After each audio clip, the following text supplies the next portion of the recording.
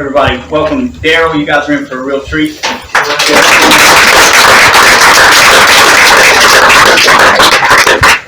Appreciate it. Thank you. All right, I talk pretty loud, but if I'm not loud enough, just give me a thumbs up and I'll speak a little louder. Vicky said I should talk for an hour, so that means I'm going to talk for about 40 minutes today. Nobody ever got mad at an AA talk that was a little shorter than it was supposed to be. My job today is to tell you what I was like, what happened, and what I'm like now. Hopefully, you're going to hear my story. I'm hopefully going to connect with somebody out there in each part of that. Because what it was like for me is it took me a long, long time to get this thing. Alcoholism really beat me up over a 20-year period. And I'm going to talk about that. I'm going to sum it up in a quick synopsis, I hope, and not have a big drug log. But it defeated me in about every way I could be defeated. I'm going to tell you what happened. And for me, that was working the program of Alcoholics Anonymous. With a sponsor, out of the book, and having a spiritual awakening as a result of that work. And then doing 10, 11, and 12, living in that, every day now, hopefully for the rest of my life, to stay sane. And then I want to share some hope for somebody out there that might want a little hope from a hopeless case of alcoholism. I'm going to tell you what my life is like today. And it is miraculously different than it was, which you'll hear. I've got my father with me, who has been many AA talks. He's 91 years old. And, he'll be my truth detector on my story. If it's not right, he's going to let you know, because he's had a front row seat to a lot of this story. My sobriety date is January the 13th of 2022. I was first exposed to Alcoholics Anonymous in 1999. So you're going to hear, again, about a long story of a guy that was hard-headed and coming around and working this program. I have a home group, which is the Charlotte Big Book Step Study Group. We meet every Monday night at the St. Anglican Church in Weddington, North Carolina. We're a step speaker meeting. We use a hyenas format, so we go through a 15-week rotation of the steps. And it's all program and all solution. And it's hardcore, AA, but for a guy like me, that's exactly what I need. I need to stay in the solution to this thing. My sponsor's a member of that group. My sponsor's a member of that group. And my sponsor's sponsor is a member of that group. Because I need a lot of eyes on me. I've learned through doing this process that I don't always see the truth about myself. I can still get a little delusional today. And it's good that I'm in a meeting once a week that those guys can keep an eye on me, because they can see before I can see if I'm getting off the beam, off the spiritual beam, and in the wrong direction. So what it was like, the first experiences I had with alcohol, I was a little guy. I had a wonderful childhood. I was adopted by a wonderful family. I was the highlight of their life. I was an only child. I think I read this in Dr. Bob's story and Bill's story. I think that contributed a lot to my selfishness and self-centeredness, because I was the center of the universe. For my family, everything revolved around me. And I couldn't have asked for a better childhood, so you won't hear a story today of me blaming my childhood on my alcoholism. I believe I was born an alcoholic. I believe it was genetic in nature, and as soon as I got the ball rolling with the alcohol, I set this thing in motion. I also believe I've had the spiritual malady for a long time before I took a drink. But that first drink I took, and I remember I was about 15 years old, and I was outside a high school dance.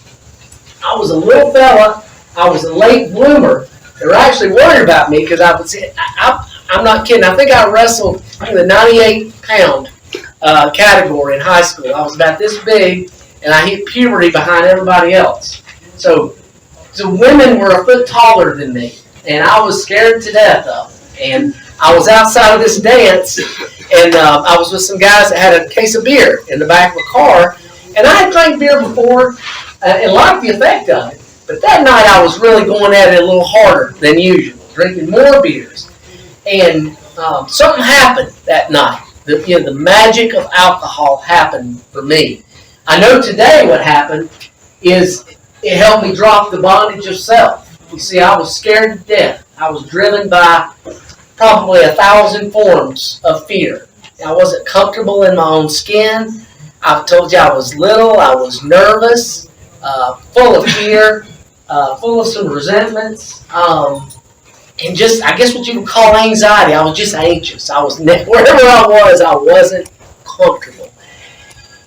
And as that beer began to take effect that night, the world changed for me. Of course, nothing changed out there, but everything changed in here. My sense of reality was changed. Suddenly, I wasn't scared anymore. Suddenly, I was connected to other people. You know, with those guys around that car. "You my boy!" Look, you know, I was a part of the world. And it was a magical moment for me. I went in that dance, and I asked girls to dance that night, and I assume I danced. And I probably thought I danced better than I did. But in my mind, I got out there and danced. Whether they wanted to or not, probably. I just got out there, had a wonderful time.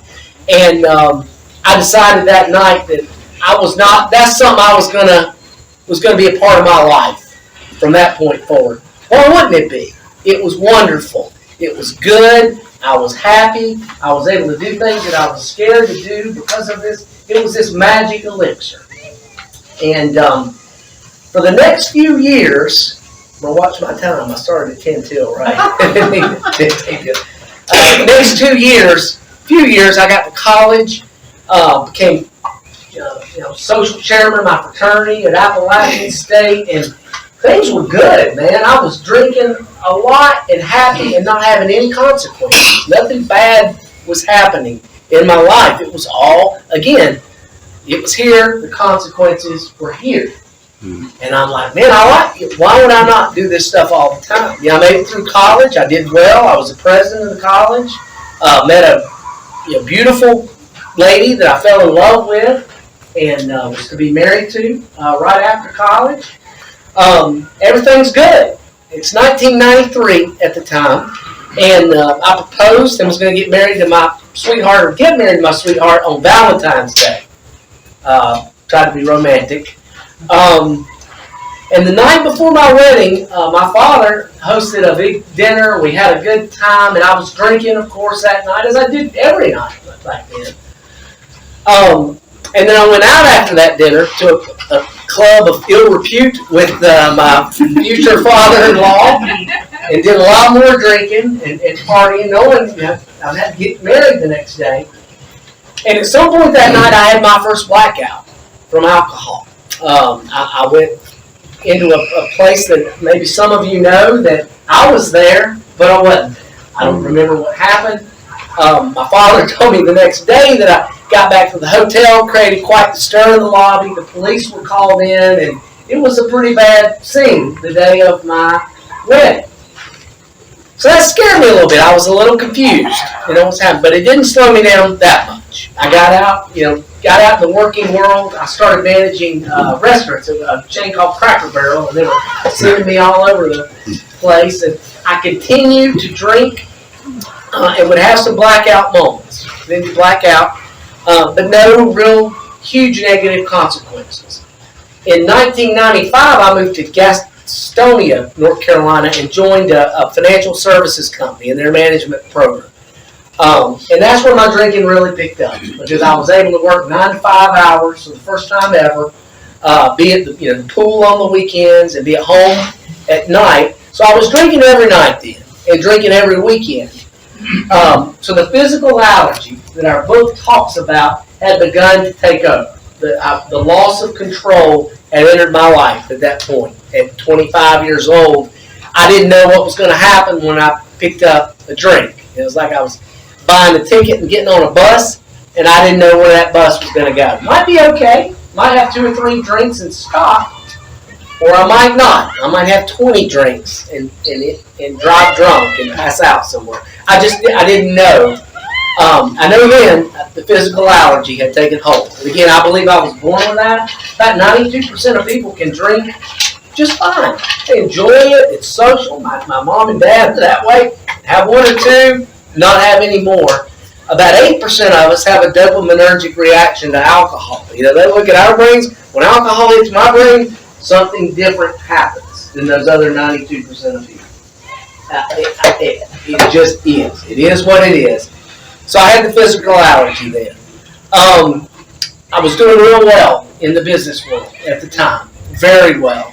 Kept getting promoted and moving around to manage markets for this financial services firm. And then they bought a big bank in California and moved me to Charlotte to manage the main office. And my ego was out here. I had a big head. I was 29 years old. I was the senior vice president of, I guess at the time, it was the second most profitable company in the world. So it was a big deal to manage the main office. And at this point, I was drinking every day, a lot. It was just, I couldn't imagine not drinking. I know there were drinks in my office in the afternoon, drinks at night. And we ended up sponsoring a golf tournament, the U.S. Open golf tournament in Pinehurst. This was in 1999, and I was to go up there and entertain some clients. And went up there and drank all day in the golf tournament. Went out that night to the clubs and drank all night.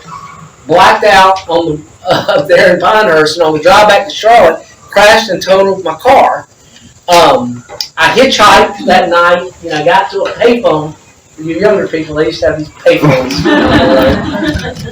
Called for help, and my dad and my mom and my ex-wife and a cousin all came, kind of cleaned up my mess. They got the car cleaned up, and I was at work, in a suit and tie the next day, going about my business. But I was a little scared at that point because, again, I was beginning to black out on the regular. Now, I think it was my dad that found Alcoholics Anonymous. My dad has a little dementia now. I don't know if he remembers that, but in 1999, I think it was July, he gave me the address to an Alcoholics Anonymous meeting. And I went in the meeting that night, and I could tell I belonged immediately when I started hearing people talk in that AA meeting. And I could talk louder than that thing. There was a guy I met in that meeting that night, the Way Home Group in 1999, that gave me a card with his name and number on it. And he offered to be my sponsor, and I told him thank you. But I thought I would just come to the meetings and I'd be okay. And I was. For about 6 months, I stayed sober based on the fellowship. Our book says on page 30, I think it's 35, that some people can get sober on a non-spiritual basis. They don't have to have this psychic change, this spiritual experience, depending on how far their alcoholism had progressed. And I thought I was in that. I didn't know what that meant in those days, but I thought I was in that category at age 29. Thank you for the information. I'll come to meetings. I'll pick up a chip every year when I'm sober, but I don't need to do the program of Alcoholics Anonymous. Don't get crazy. I did okay for 6 months, and then I drank again. And then that started, where I'm going to kind of fast forward a little bit, just a journey for me of I would drink until I had to stop, and then I would stop until I had to drink. Is the best way I can describe it. That I started having every consequence you can imagine. They told me in that meeting, 2003, I had a really bad wreck and crashed a lot of cars on 485, and I still had a big job at the time. It was real embarrassing. They said, you need to go to detox. And the company said, we need to get you. I had to go to detox. I did go to detox. I checked myself out after 12 days and said I was cured. I would never drink again. Self-knowledge would keep me sober. That this was bad. This could affect my career and my family and all. This was getting bad because I'm getting DUIs now. I couldn't get out of that one. I used to pay to get out of them. Couldn't get out of that one. 2003. Let's fast forward up to 2009. Now again, I would come to AA. When things would get bad, I would get sent to AA. And I would come in and I would clean up. I would get the girl back, sometimes get a license back, get into an apartment or sober living. Things would look good on the outside. And what I know now is I thought my problem back then was alcohol. If I quit drinking, everything would be okay. I know today, my problem wasn't alcohol. Alcohol was my solution. The problem was much, much deeper than alcohol. But I didn't realize that. I thought when things got good on the outside, everything was, I was okay. And I went, again, rinse and repeat till, let's see, one more identification story. My dad and I were driving up here just now through Belmont. In 2009, he always reminds me when we passed that exit, I woke up in the Gastonia jail. And this is when I lost everything. He told me I was going to lose everything if I kept drinking. I couldn't believe it. You had a wife, cars, houses. I lose everything. What are you talking about? Freedom. Well, I'm here to report I lost all those things. You know, the wife went, the job went, the career went, the kids went, all that went. But that exit we passed today, he said, this is where it was, Daryl. I was in jail in Gastonia. And a fraternity brother of mine came into my cell and said, do you know why you're here? And I'd woken up in jail before because of drinking. I said, I have no idea why I'm here. What am I doing in Gastonia, North Carolina? And he said, come on. And he took me and showed me on TV, and I was on all the TV stations. I had gotten drunk that day, all day, and I drove down the wrong side of Interstate 85. I drove south and northbound for 20 miles at 100 miles an hour, crashing cars and police cars and everything else. So here I am in jail. You know, the DA wants $1 million bond. I'm going to be here for a while. Didn't even know, don't remember any of that. But my dad remembers that even the time we passed. I can watch it sometimes now, but it's hard to watch. It's all over the internet on all these things. And you know, I was going to have to go to prison. They said, you know, you're either going to have to go to rehab, inpatient rehab for 1 year at First and Blue Ridge in the mountains, or go to prison. You know, it's Shelby prison. I am not a prison guy. I'm a misdemeanor guy. I would not do well in prison. So I said, I'll do anything. So they sent me to that work camp up in Blue Ridge, and I stayed sober. I want to say 10 months. Whenever they let the cuffs off, though, the first day I called a young lady, and she met me there, and we went downtown Asheville, and I started drinking again. And I got arrested that night too. Blacked out, got arrested, ended up in the Asheville jail with the director of that place had to come get me while I'm still facing these other charges. Again, thought my problem was alcohol. I hadn't drank in 10 months. I'm okay. You know, that voice in my head sounds like this. You can have a beer. You know, this little voice. So back off to the races. That's about enough of a drunk along to prove my identification and my spot in AA. That continued on. This is Alcoholics Anonymous. I believe in our singleness of purpose, so I only talk about my problems as they're associated with alcohol, but I had begun to mix other substances in. At this point, I was drinking around the clock. And for those that understand will know what that meant. So that next 9 years, I was drinking 24/7, partying, bouncing from sober house to probation, to, whatever there is, I've been there. And could not break this cycle until I gave up. I think in around Christmas of 2021, I called my children and my ex-wife and came down to my parents' house.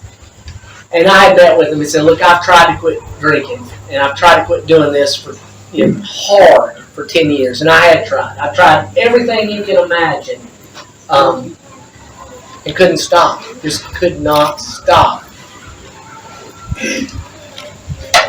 So I went on about 2 weeks there, upped my insurance policies, thinking there's no way I'm going to survive through this next couple of weeks. I somehow did. I crawled out of a hotel on Independence Boulevard, came to my parents' house, and finally got on my knees and prayed with my mom, my 88-year-old mother, held my hand.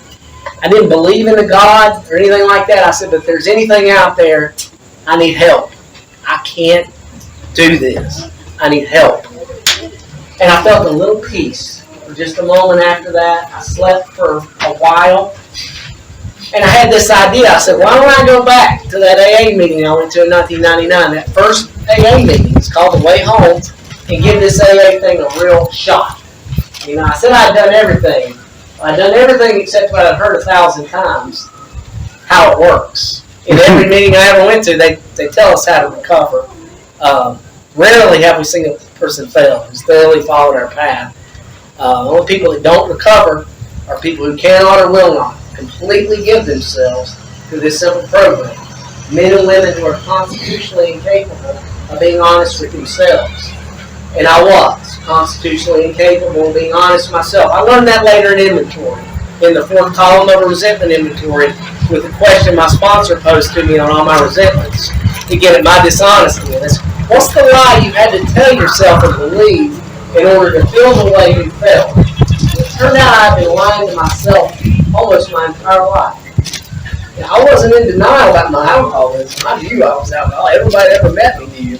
I was in full flight from reality. I was delusional about this thing. Delusional.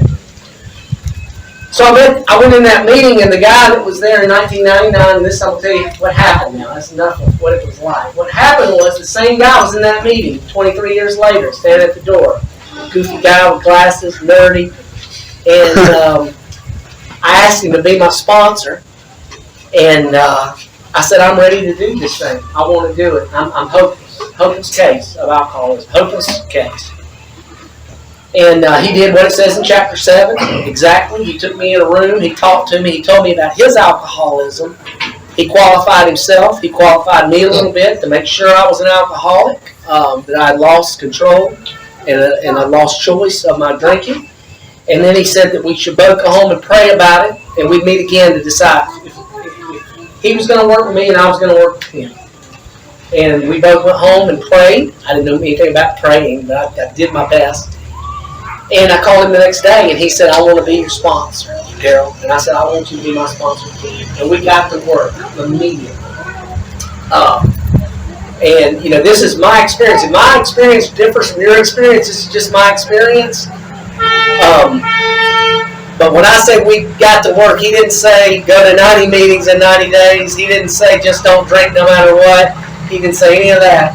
He said we're going to work the program out of this book exactly as it's written. I need you to get a yellow highlighter, a red highlighter, and a green highlighter. And we're going to use the hiatus method. Yellow means it's an instruction. You're going to highlight it. Green means it's a promise. And red means it's a warning. You do these instructions, you're going to get every promise in this book. I promise you that. If you don't, you're going to get all these things in red that come in your way. All these red.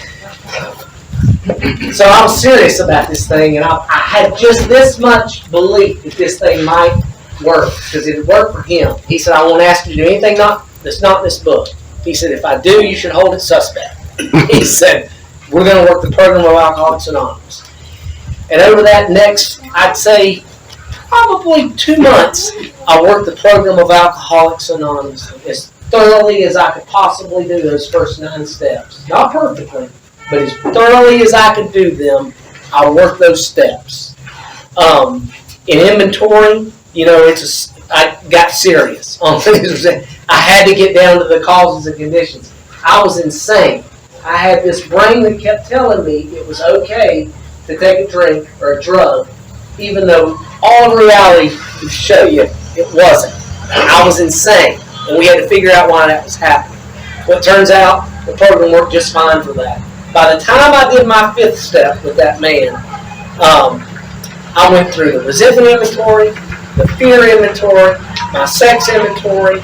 We do something called the light of day list. It's mentioned in the book about is there anything else that I was holding inside of me that I needed to get out and not carry anymore in my life. So it took about 4 hours for me to read all those inventories to him at his house. When I walked out of there, I walked out a free man. I haven't had a thought of a drink or a drug since that day. And I'm a believer that as long as I stay in the disciplines of 10 and 11 every day, which I do, I'll remain as clean and clear today as I did that day I did my 5th step. I'm not going to carry any resentments anymore. They're fatal to a guy like me. You know, if I have a fear, a self-centered fear, I'm going to be following the process in the book to get rid of it. I'm not going to harm people sexually anymore, because that will come back. I'll need a drink if I do that. And I'm not going to carry things in my head that keep me off the beam spiritually. I thought that's mine, but I like where that off the beam term comes from. What was the guy's name? He wrote the Sermon on the Mount. Emmett Fox. I used to go to his talks in New York when they were writing the book, and they had something called AM radio back then, and you had to tune in to get on the beam. I remember that. My dad, I know, remembers AM radio. He can't hear me, but if you get off the beam, things get a little staticky when you're trying to tune in. But when you're on the beam, you can hear perfectly. So I know when I'm off the beam in my 11th step at night, is there something I should talk to my sponsor about immediately? You better believe I'm calling him the next day, because I know my life depends on my spiritual condition today. I've never asked, God to take alcohol from me or anything like that. Every morning, I wake up, and I guess I'm getting into my 10th, 11th step practices now. I wake up, I ask God to guide my thinking and actions every day. I ask Him to relieve this bondage of self. I ask Him to show me what He would have me do today. I ask Him to help me help somebody else. And then I try to do the best I can of that today. At the end of the day, I do the questions on the 11th step, and then I put that day to sleep. It's simple. So simple. I missed it all those years. But it's not easy. It's a simple little practice of just doing this every day. It keeps me sane. I couldn't imagine not doing it. And if a guy like me didn't do that for a couple of weeks, you'd have a different speaker today. I would go insane. I would think taking a drink would be okay. And I'd be off to the races again because I still have the physical allergy. I know that more means I have dear friends in AA. I have one really dear friend that 31 years sober and had a relapse recently. And she's still out there. So I know the physical allergy doesn't go away. I believe that while my heart, I don't need to test it. I've tested it before when I've been incarcerated and thinking I could go back out and drink again. So I let other people do my relapsing for me today with the physical allergy, and they come back in the meeting and say, "Couldn't control it, Daryl. I tried." And I'm like, I don't want another butt whipping. I almost used a bad word, butt whipping. I'm okay. I believe that with all my heart. Until the day I die, I'll be physically allergic to alcohol. I'll have a different reaction. Just is what it is. Step 12 is my favorite, because I get to work with a lot of guys now, taking them through this work, and that's I can't see me. I can see me when I work with them. I can see me in them. I can't see my own stuff. If that makes any sense to anybody. It's like when you're inside a jar, you can't read the label. Well, I'm in the jar. I can't see my own character defects. I can't see when I just can't see me. But when I work with a new man, I can see me exactly in what he says. And I'm a bit addicted to that now, working with new guys. Because, again, I would have liked to have got this 20 years ago. I posted something on my Facebook page today. Somebody sent me something that said, the best time to plant a tree was 20 years ago. The second best time to plant a tree is now. I wish I would have worked this program as it's outlined in the book with a sponsor 20 years ago. I believe I would have had a psychic change, a spiritual awakening. I believe insanity would have left me. And I believe my life would have been much different over those 20 years. More importantly, my family's lives would have been much different. Because I'm like a grenade. I don't hurt just me. This disease is not like cancer. I hurt everybody around me. It tears down everybody else's life, including mine. So when I work with the new guy, my prayer is that they get it. Some do. A lot don't. But I know by the time I get them in the inventory whether or not they're going to be willing to do this deal or not. And from my experience so far, only about maybe 20% are. The other 80% have got more research to do, just like I did. No judgment. They're just not ready yet. I hope they live through it, and I hope they get ready, because when they are, we got a solution. One thing my sponsor tells me, he sponsored, I don't know how many men, over 23 years, but many, many, many men. He's never seen somebody come into an Alcoholics Anonymous meeting, pick up a white chip, and say they had thoroughly done steps 1, 2, and 3, had done inventory in 4 and 5, asked God to take these defects of character away in 6 or 7, made all their amends, lived in the disciplines of 10 and 11 every day, and actively worked with other alcoholics. He said it might not work, but I've never seen one case in all the years where the program hadn't worked. And he said, I've seen thousands of white chips picked up. Nobody says that. So I'm willing to bet my life on the program today, as it's outlined in the book. Nothing else. I'm willing to bet my life on it. And I bet it's going to keep me sane, and I won't feel anything. I could be the first case. I used to think I was unique and everything else. I could be the first case of the program not working, but I believe it'll work for me, just like it does for everybody else. Well, I hadn't been changed since 1939, and hopefully in 100 years from now, when my great-grandkids need this program, I've got 2 children, and one is hopefully going to be going to her first AA meeting in Maui this week. And she's on the front end of this thing. She's 23 years old. That I want to keep this program alive for my kids, my kids' kids, and my kids' kids, because I believe there's a genetic piece to this. I fully believe that. What it's like today. I needed to hear hope when I was struggling all those years. And I would always hear people say, "My life's so great, you're never going to believe it." I never want to be that guy that says it, but it really is true. When you've been down and been knocked down and lost everything in your life, it really is amazing. It's not the material stuff. As I look across the 9 areas of my life today, I think about my spiritual health first. I can look people in the eye today. I'm a man of my word. I have character.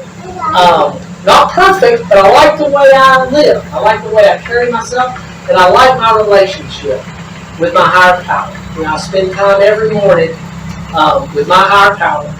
Somebody that had a big impact on my program, a guy, his name's Bill W. He's an Episcopal priest in Austin, Texas. He's been sober 53 years, and he has a podcast and a YouTube channel called Two-Way Prayer. It's been all over Alcoholics Anonymous, and it's just a way to pray like the original, like the founders prayed in the Pioneer program. And so I spend some time with God every morning. I go to Him with asking for direction with what I'm struggling with. I'm watching in 10, and I struggle. So I've got some character defects that are sticky to me. And I also go to Him for direction, and ask. And I write down what I hear God saying. Now, is it God? Is it my brain? I don't know. But it's the best thinking I've ever heard. What Dr. Bob said is, what he would hear in his two-way prayer, he would bounce up against the 4 absolutes. Is it loving? Is it unselfish? Is it honest and it's pure? If it's that, and that's what you're hearing from God, you're probably pretty close to what God would want for you. So that's God's will for me today. What I take away from that morning, quiet time every morning. My health. My health was pretty bad before. The alcohol and drugs had done a number on me for years. Hey there, guess what? I ran 10 miles this morning before I came here, which that's a miracle for a guy like me. I'm going to run my daughter to have a little race in Maui at the country club where she works. I'm going to run in that with her. I'm going to run a half marathon. And I do that because I can today. I'm healthy enough. My dad was worried when I was running this morning because I kind of watch over him now. He said, 10 miles. I'm like, yeah, I got this. I think I got it. And, to have health. Again, health back. My finances, my finances were zero before. It was, however much I could get out of the ATM. That night, it was all gone. Wasn't paying my bills, wasn't doing anything.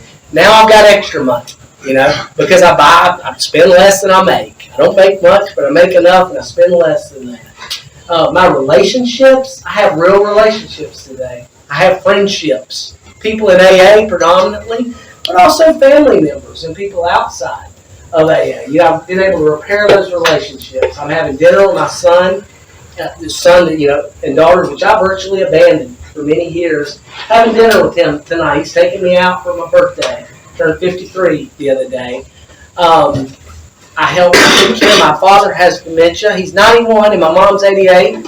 So I help take care of them now, and they can count on me to do that. 2 years ago, you wouldn't be calling me to trust you with your finances and taking care of you and doing that unheard of. Environment's better, all these areas of life. Everything in life's better. Not perfect, but way, way better. And it's the inside stuff that's so much more important than the outside stuff. And I told you before, I got everything wrong. I thought the outside was right. That was BS. If the inside's right, I could lose all the external stuff today. I could break my leg tomorrow and I'm going to run. I could lose the money in my bank account. That would be okay. Life would still be okay. I would have me and God and my friends and family. We'd work all that other stuff out. It's far less important to me today. So to sum up, I told you back in that parking lot when I was 14, the first effects I felt of that alcohol, I would describe it today as a spiritual experience. My fear left me. My anxiety left me. Life was good. Kind of went from black and white to technicolor. I was a part of. Well, what I found is working the program of Alcoholics Anonymous and living the design for living at 10, 11, and 12 every day have done the exact same thing that alcohol did instantly, slowly, but in a way that's sustainable for the rest of my life. So I've simply found a better way to feel the same way I felt without all the bad consequences. Thanks for letting me share.